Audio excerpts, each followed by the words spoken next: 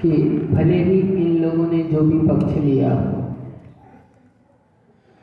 ये विचारधारा को व्यक्त कर रहे हैं। अपनी दृष्टि को व्यापक रखना। भले ही इन लोगों ने जो पक्ष लिया हो, ये अपने मत को प्रस्तुत कर रहे हैं। बस बहुत ही सुंदर प्रयास इन लोगों ने किया। हमारी एक भावना थी कि इस विषय पर हमारे समाज के युवा युवती आगे आए ताकि उनका भविष्य उज्जवल हो सके, उनको एक दृष्टि प्राप्त हो सके। यद्यपि हर कार्य पूरा नहीं होता है, लेकिन कहीं ना कहीं से तो शुरू जरूर होता है। तो समझना ये आज एक शुरुआत है, आपके लिए भी और हमारे लिए भी। क्योंकि आज समाज को इस विषय पर चर्चा करने की बहुत अत्यंत आवश्यकता है। हम लोग बहुत सारी चीज़ों पर ध्यान देते हैं और कुछ विषयों की उपेक्षा कर देते हैं, जबकि ये भी विषय हमारे समाज के लिए अत्यंत महत्वपूर्ण है। हम बच्चों के सामने में इस विषय को स्पष्ट नहीं करेंगे तो उनको भ्रम हो सकता है। ये भ्रम को मिटाने का प्रयास है। विवाह की चर्चा कर रहे हैं। विवाह मतलब एक लड़का एक लड़की का संबंध हो जाना, इसको विवाह नहीं कहते। विवाह का मतलब होता है मन में उत्पन्न होने वाली वासनाओं को नियंत्रित करने के लिए।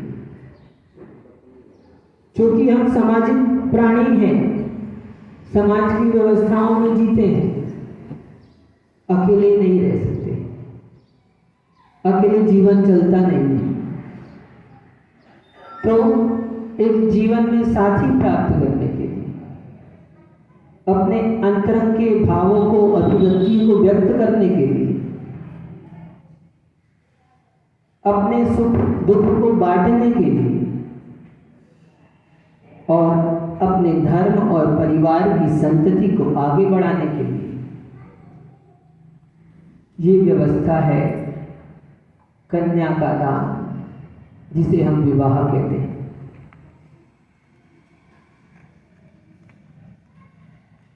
विवाह के संबंध में दो पक्ष उपस्थित हुए, प्रेम विवाह और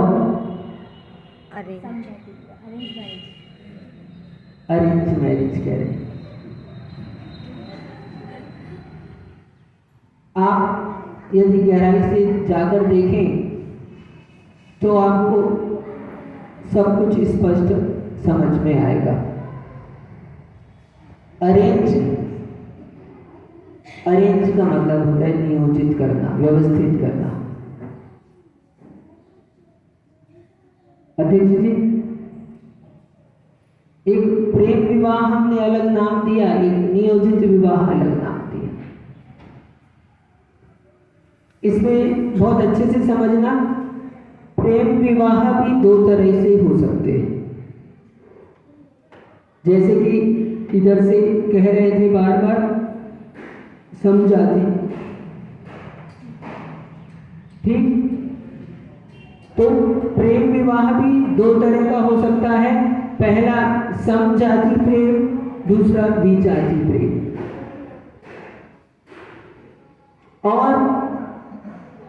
और अरेंज मैरिज, नियोजित विवाह जिसको हम कहते हैं, ये भी दो तरह का हो सकता है। किसी को हो सकता है कि कोई सोच रहा हो कि ऐसा कैसे हो सकता है, लेकिन आजकल बड़े बड़े शहरों में, और बड़े बड़े शहरों में नहीं, छोटे गांवों में भी, और शहरों से ज़्यादा तो मैं कहूँगा कि गांव में ये समस्या ज़्यादा है। क्या? क्योंकि लोग अपने बच्चियों को, बच्चे की तो बात रहे, तो बच्चे को तो देना नहीं पड़ता, बच्चियों को गांव में देना, और वो भी इतना पढ़ लिख जाती है कि वो भी गांव में जाना, तो सहज रूप से ये गांव के लोग अरेंज मैरिज के अंतर्गत विजातीय संबंध के लिए तैयार रहते हैं। हम बात कर रहे हैं विवाह की, तो प्रेम विवाह में भी दो तरह का, एक समजाति, एक विजाति। अपने को समझना ये है कि विवाह क्यों किया जा रहा है। यदि विवाह समझ में आता है तो हमको सारी बातें समझ में आएगी आगे, और विवाह ही हमको समझ नहीं आता तो सब चीज खिचड़ी हो जाता है। यदि प्रेम विवाह है और विजाति विवाह है, तो विजाति विवाह तो किसी भी स्थिति में मान्य नहीं हो पाएगा। क्या? विजाति विवाह तो किसी भी स्थिति में मान्य नहीं हो पाएगा। आगम के वचन है, हम उससे भिन्न होकर नहीं चल सकते। यद्यपि जातियों के विषय में भी समझने जैसी बात है।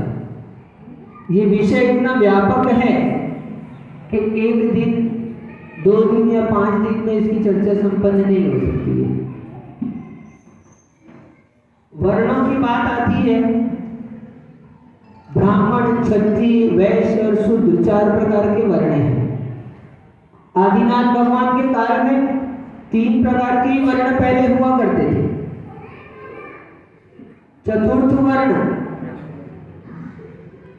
हम जिनको 4 वर्ण कह रहे हैं, इसमें से ब्राह्मण वर्ण की उत्पत्ति भरत चक्रवर्ती के शासन काल में हुई है, और उस वर्ण की स्थापना भरत चक्रवर्ती ने की है। तो वर्ण व्यवस्था ऐसी है, वो कार्य के हिसाब से वर्ण व्यवस्था बनी हुई थी उस काल में। लेकिन आज के परिप्रेक्ष्य में वर्ण व्यवस्था बिल्कुल भी अलग है। हर एक व्यक्ति अपने अपने अलग अलग कार्य करता है, उस कार्य को देखकर हम उसको वैसे नहीं बांट पाएंगे।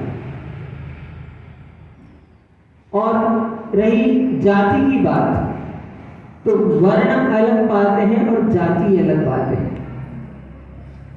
जैसे अभी बता रहे थे, खंडेलवाल जाति, पोरवाल जाति, अन्य जाति और भी ऐसी जाति हैं। जैनों में ही 84 जातियां हैं, और खंडेल वालों में भी 84 गोत्र हैं। तो जाति को भी समझने की जरूरत है। विजाति विवाह कहने का मतलब है यहाँ जाति से ही संबंध है। और जहां हम प्रेम विवाह और नियोजित विवाह कह रहे हैं, और जिसमें जहां पर समजाति विवाह कह रहे हैं, वहां पर आप धर्म को सामने रखकर समजाति विवाह कह रहे हैं। इसको समजाति ना कहकर समधर्म विवाह कहना चाहिए आपको। समधर्म विवाह भी मान्य है, लेकिन समजाति के साथ। इसको भी समझना। हर एक बीज, हर एक व्यक्ति और उस जाति के संस्कार भिन्न भिन्न है। एक जाति के संस्कार दूसरी जाति के संस्कारों से मेल नहीं खाते, इसलिए 2 कहलाते हैं। यदि दोनों एक ही होते तो 2 जाति नहीं कहलाती। दो जाति कहने का मतलब ही यही होता है कि इसमें भेद है। क्या हम जाति शब्द से कह रहे हैं ना, तो दो जाति आपने कहा है, इसका मतलब ही है कि इनमें भिन्नता है। और निश्चित मान के चलना, विवाह थोड़े समय के लिए नहीं होता है। जैसे कि यम और नियम होते हैं, नियम थोड़े समय के लिए होता है, यम जीवन पर्यंत के लिए होता है। तो एक प्रकार से कहें, विवाह तो यम है। क्या है? यम है, जीवन पर्यंत के लिए होता है। तो आपको देखो, जीवन 2-4 साल की बात अलग है, और पूरी आयु पर्यंत आपको जीवन जीना है। और आप सामाजिक प्राणी हो, आज समाज से भिन्न रहकर जीवन नहीं जी सकते।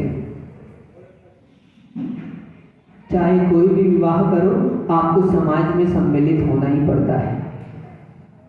और जब आप समाज में सम्मिलित होते हैं, तो हमने विवाह शांति और सुख के लिए किया था, लेकिन विजाति विवाह हमारे लिए दुख का कारण बन जाता है। जो मानसिक संक्लिष्टता होती है, सबसे बड़ी वही बात है जो मन में हम व्यक्त नहीं कर पाते। व्यक्त कर दे तो एक बार हल्का हो जाए दुख, लेकिन आप जाकर उन लोगों से मिलोगे तो आपको पता चलेगा। और उनसे मिलकर नहीं पता चलेगा, उनके साथ में थोड़े दिन रहोगे तब पता चलेगा।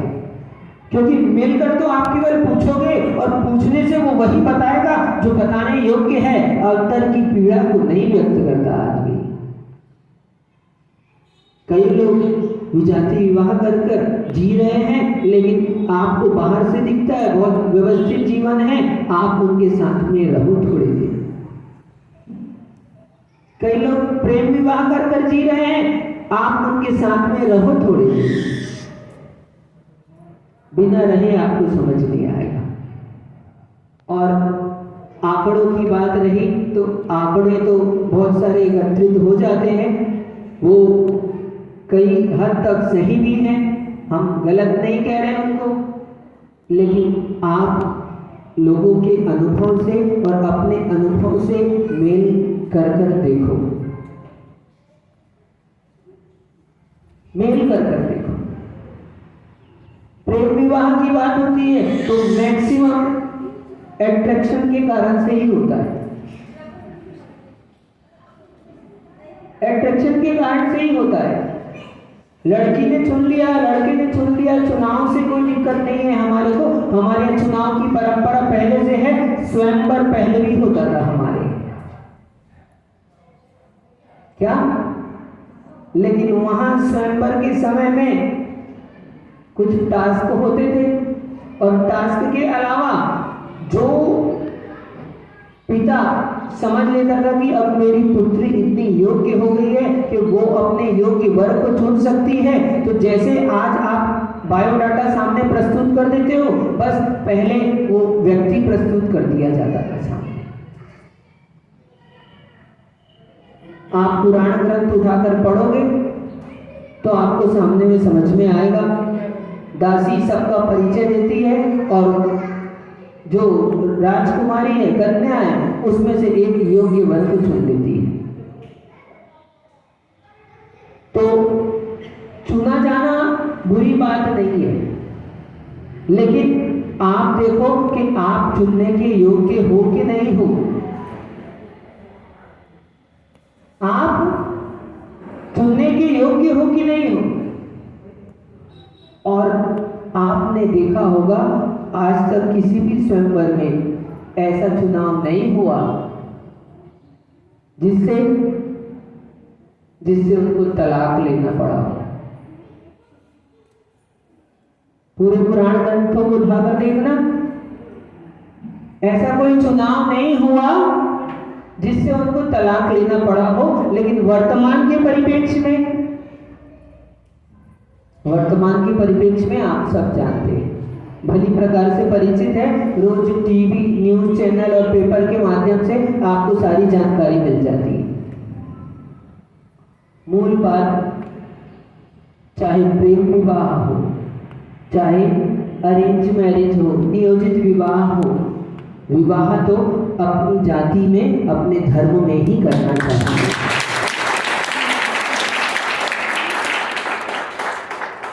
क्योंकि जीवन बहुत लंबा है, हमारे को समाज में जीना है, तो हमारे को धर्म के संस्कार, एक दूसरे के संस्कार काम करते हैं, घर की व्यवस्थाएं काम करती है। आप भोजनों का अंतर देखोगे,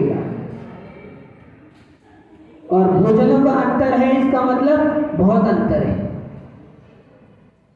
तो जब आप साथ में रहोगे तो आपको समस्या बहुत सारी बंद होगी। इसलिए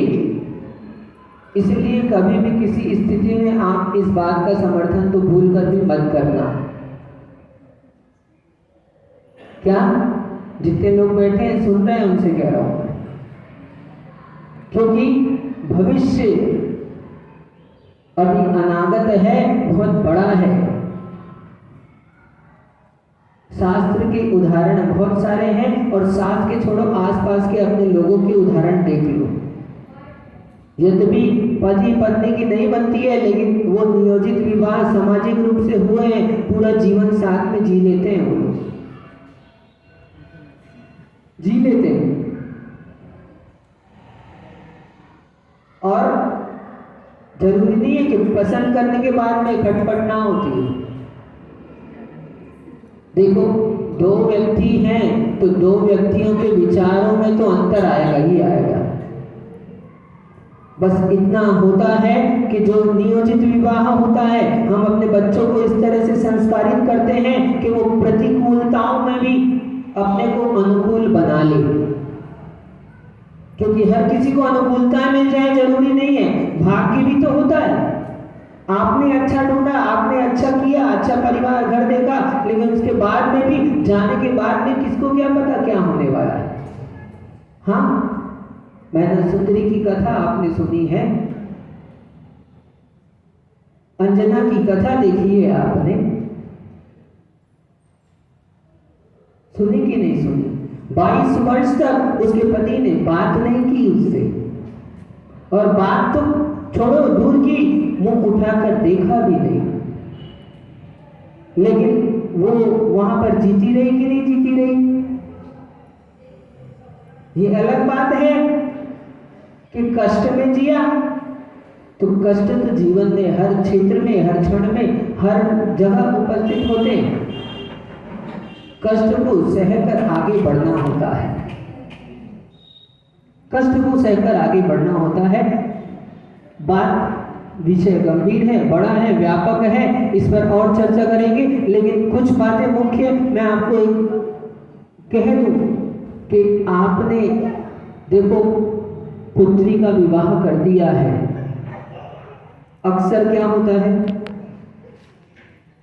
पुत्री का वहां पर उसके ससुराल में आपने क्या शिक्षा दी है ये मायने रखती है। क्या हम अपनी पुत्री को क्या शिक्षा देकर भेज रहे हैं ये मायने रखता है। हम क्या कहते हैं, दो जने का संबंध हुआ, अभी बच्चे लोग भी कह रहे थे, दो व्यक्ति का नहीं है, दो परिवार का मेल है, और परिवार का ही नहीं है। मैं कहता हूँ क्या कहते हैं हम लोग, जम्मू भैया समधी कहते हैं, समधी। क्यों कहते हैं समधी? कि जो हमारी पुत्री थी वो तुम्हारे घर में चली गई, अब वो पुत्री जिसको जो हमारे लिए पुत्री थी, अब तुम्हारी बुद्धि में, अब वो तुम्हारे लिए पुत्री के समान है, इसलिए तुम्हारी और हमारी बुद्धि समान हो गई है उनके प्रति, इसलिए हम है समधी। क्या आपका पुत्र था और अब हमारी पुत्री आपके यहाँ चली गई, तो अब आपके लिए जैसा पुत्र वैसी पुत्री, जैसा बेटा वैसी बहू, दोनों के प्रति समान दृष्टि हो गई है, इसलिए है समझी, इसलिए भी समझी। तो अब कभी भी कुछ होता है, आजकल हम देख रहे हैं जगह जगह जाते हैं, समाजों में बहुत सारी समस्याएं उत्पन्न होने लगी है। यद्यपि अरेंज मैरिज होती है, लेकिन फिर भी क्या होता है, सबसे ज्यादा बड़ा कारण है उसका मोबाइल। विवाह के पहले की बात नहीं कर रहा हूं, अभी भी पहले बेटे ने, माँ बाप ने बेटी को विदा कर दिया, अब बेटी ससुराल में गई और ससुराल में कब महीने 2 महीने में एक बार बात होगी, संपर्क होगा, कुछ एक दिन में कुछ हो भी जाएगा तो 4 दिन में ठंडी हो जाएगी, फिर बाद में एडजस्ट हो जाएगी। लेकिन आज तो यहाँ झगड़ा हुआ तुरंत फोन लगाती है, एकदम से, और जैसे ही फोन लगाया तो किसको सहन होगा अपने बेटे बेटी का कष्ट, तो वो क्या करते हैं, वो सपोर्ट कर देते हैं। आज बिना किसी को सहारा मिले कोई किसी कार्य में आगे नहीं बढ़ता। जो कोई भी कार्य हुआ है उसमें कहीं ना कहीं किसी ना किसी का सहारा है। तो इसलिए आज हमारे बच्चे, हम लोगों को ध्यान देना चाहिए कि हमने बेटियों को विदा किया है तो उसको समझाएं कि वहां पर समस्या आ सकती है, तकलीफ आ सकती है, लेकिन तुमको उसमें एडजस्ट करना है। कैसे करना है ये तुम खोजो, और तुमने यदि उसको जरा भी सहारा दे दिया तो अब समझ लो तुमने उसका घर बिगाड़ दिया है। अब आगे जो समस्या होगी उस समस्या का सारा कारण तुम बनोगे। तुम भले ही चुप हो जाओ, मौन हो जाओ, कहीं नहीं दिखाई दोगे, लेकिन मूल जड़ आप ही हो, आपने सहारा दिया है। इसलिए इस तरह की शिक्षा दो, सहारा मत दो। शिक्षा दो कि प्रतिकूलता में भी वो जी सके। शिक्षा दो कि जैसे हम तुम्हारे माता पिता हैं वैसे ही वो तुम्हारे माता पिता हैं अब आगे जीवन के लिए। इस तरह की शिक्षा दें तो बहुत सारी समस्याओं का समाधान हो सकता है। और प्रेम विवाह वालों को तो सब मालूम ही है क्या कि कितने दिन का है प्रेम, 2 दिन की चांदनी फिर अंधेरी रात। हाँ, 2 दिन की चांदनी और फिर तो जो है सो है। कहते हैं प्रेम विवाह वाले महाराज पहले चंद्रमुखी, फिर शादी होगी तो सूर्यमुखी, और फिर कहते हैं ज्वालामुखी। तो भैया तुमने पहले ही ध्यान नहीं दिया, तुमने ज्वालामुखी को चंद्रमुखी समझ लिया था। इसलिए होता है, देखो उम्र का तकाजा है, प्रौढ़ अवस्था युवा अवस्था आती है तो वैसे अंतरंग से शारीरिक वृद्धि होती है।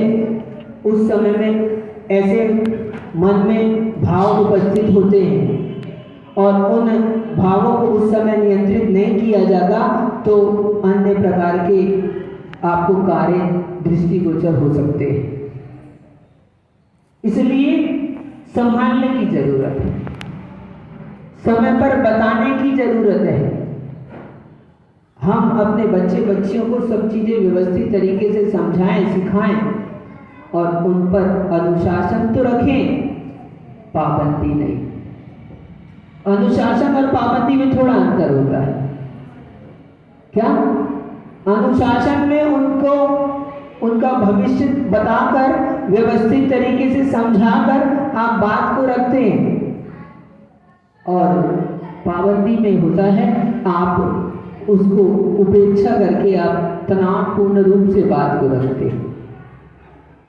तो इसलिए हम उनके सामने में बात को इस तरह से प्रस्तुत करके व्यवस्थित करके रखें, उनको भी समझें और अपनी भी बात समझाएं। क्या हो सकता है भविष्य में? यदि आपने नहीं समझाया तो समझ लो आपको तकलीफ झेलनी पड़ेगी। इसलिए विषय तो व्यापक है, बस समझना इतना ही है कि हम उस कार्य में समर्थन ना बने जो पाप का कार्य है। जो धर्म का ह्रास होता हो, जिससे धर्म की हानि होती हो जिससे।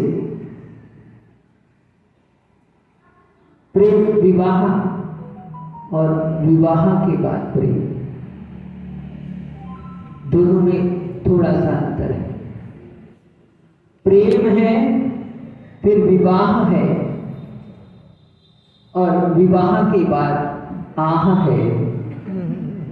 और एक में विवाह है, उसके बाद प्रेम है, और प्रेम है तो वाह है। बस इतना सा अंतर है। इसलिए बहुत अच्छे से समझने की जरूरत है। हम अपने बच्चे बच्चियों को समझें, बच्चे बच्ची हमारे को समझें, और दोनों मिलकर धर्म को समझें।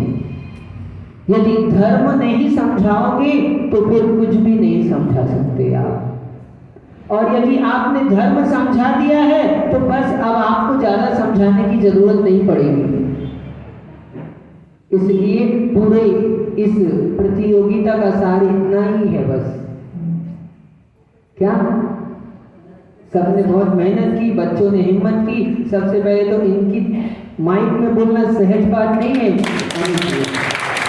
अभी आप लोगों में से किसी को खड़ा करते हैं कि आओ कह दो यहाँ, तो आप तैयार नहीं हो पाओगे। इन लोगों ने आज ये प्रयास किया है, बहुत अच्छी बात है। हो सकता है भविष्य में अच्छे वक्ता बने, क्योंकि हमें याद आ रहा है कि हमने सबसे पहली बार यदि माइक में बोला है तो यही वाद विवाद प्रतियोगिता में बोला। हाँ, और हमको कभी आता नहीं था, हम जानते नहीं थे ये है ना, इतना बड़ा ऐसे थे हम। और एक उज्जवल पाटनी दुर्ग के, उनकी मम्मी समाज में सांस्कृतिक प्रभारी थी, तो उन्होंने कंपटीशन आयोजित किया था। तो उन्होंने हमको कहा कि बेटा तुम बोलो जरूर से। और जब उन्होंने पहली बार खड़े किया था तो तब हमको पता चला कि माइक क्या होता है। इसलिए इन लोगों के लिए बहुत बहुत आशीर्वाद है। आज तुमने प्रयास किया है, तुम्हारा ये प्रयास तुम्हारे को उन्नति प्रदान करेगा। ये केवल माइक में बोलने का प्रयास नहीं है, ये संघर्ष से लड़ने की शिक्षा इनको मिली है। कौन सा संघर्ष? बाहर होने वाला नहीं, अंतरंग में चलता है एक संघर्ष। और जो अंतरंग के संघर्षों से लड़ लेता है वही जीवन में उन्नति को प्राप्त करता है। इसलिए बहुत सबको यही आशीर्वाद है, सब अपनी दृष्टि को व्यापक करें और धर्म के संस्कारों की वृद्धि करें, और किसी भी स्थिति में धर्म का रास ना होने पाए इसका ध्यान रखें। बस चाहे प्रेम विवाह हो, चाहे अरेंज मैरिज नियोजित विवाह हो, विवाह कोई भी हो, धर्म की उन्नति होनी चाहिए, धर्म की वृद्धि होनी चाहिए, और परिवार और समाज में सुख शांति होनी चाहिए। इसका ध्यान रखना चाहिए, क्योंकि सभी के एक दिन की बात नहीं है। आप ससुराल से आते हो जाते हो, बिना आए गए कैसे रहोगे जीवन भर? और यदि दोनों परिवार सहमत नहीं है तो कितनी बड़ी परेशानी होगी आप। हर एक क्षण में आपको समस्या का समाधान करना पड़ेगा, और वो बहुत मुश्किल काम हो जाएगा। और जो सबसे मूल बात, जो मानसिक तनाव रहेगा आपके भीतर में, निरंतर आपके रोग का कारण बनेगा, रोग का कारण बनेगा। इसलिए अच्छे संस्कार दो, धर्म की शिक्षा दो, जिससे हमारे को ये वाद विवाद ना करना पड़े। ये वाला नहीं, अच्छी बात है। हाँ, जो बाद में होने वाला है वो वाला वाद विवाद, ठीक है। और इस विषय पर हम बाद में बात करेंगे विस्तार से। आज तो इतना ही, बस समझ लो कि ये एक शुरुआत थी, अच्छी शुरुआत है। लोगों को इस दृष्टि पर अपना अपना व्यू और रखना भी चाहिए। आपस में बात करके, आपस में हम एक दूसरे से बोलेंगे तो हमारे बच्चे बच्ची इस बात को समझेंगे, सीखेंगे और उनका भी मंतव्य निकलकर आपके सामने आएगा। और आप ये विषय नहीं करोगे तो वो बात को भी नहीं रख पाएंगे और आप उनके विषयों के माध्यम से उनके मन की बात को जान सकते हैं, उनको समझ सकते हैं। ठीक, बुलाने का मतलब इतना ही था कि आप अपने मन की बात कह दें तो इनको भी सबको स्पष्ट हो जाए। लेकिन एक बात फिर से कहूँगा, इन लोगों को कोई पक्षधर ना समझे। ठीक, ये तो हमारे कहने मात्र से इन लोगों ने अपना सहयोग किया है, हिम्मत की है और आगे आए हैं और इस विषय पर कहा है। इसलिए क्या आप अपने दृष्टि को व्यापक करें, इनको पक्षधर ना समझे। ये हमारे समाज की बेटियां हैं, बच्चियां हैं, ये हमारे नाम को रोशन करने वाली है, ये हमको पूरा विश्वास है। ठीक, सभी को यही मंगल आशीष है।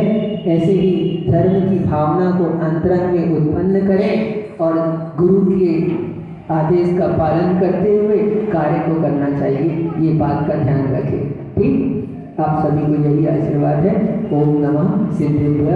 जय बोलो आचार्य भगवान विशुद्ध सागर जी महाराज जी की।